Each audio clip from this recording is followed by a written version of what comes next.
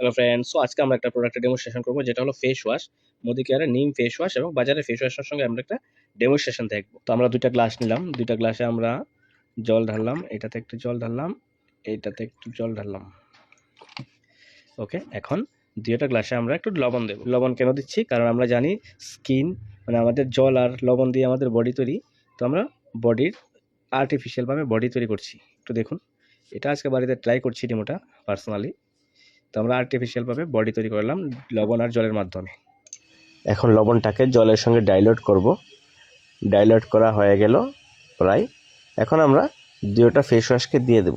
এটা হলো বাজারের একটা ফেস ওয়াশ, এটা দিলাম, এবং এটা হলো মোদি কেয়ারের নিম ফেস ওয়াশ, এটা আমরা এটাতে একটু দিলাম।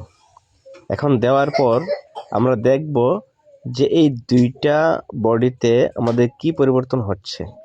সো এখানে দেখুন, আমাদের যে নিম ফেস ওয়াশটা এটা একদম জলের সঙ্গে ডাইলুট হয়ে গেল, কিন্তু এখানে বাজারের যে ফেস ওয়াশটা এটাকে একটু লক্ষ্য করুন, এটার ভিতরে কি পরিমাণ কেমিক্যাল মিশ্রিত আছে, যার কারণে আজকে দেখুন প্লাস্টিকের মতো হয়ে গেছে, একদম পুরো প্লাস্টিক হয়ে যাচ্ছে আস্তে আস্তে। সো এটা আমাদের শরীরের জন্য উপকার করবে না ক্ষতি করবে এটা আপনারাই জানবেন। কারণ একটু দেখুন, দুয়োটার ভিতরেই আমরা লবণ দিয়েছি এবং জল, লবণ আর জলের মাঝখানে আমরা দিলাম কি বাজারের ফেস ওয়াশটা। এখন এটা কি হয়ে গেল?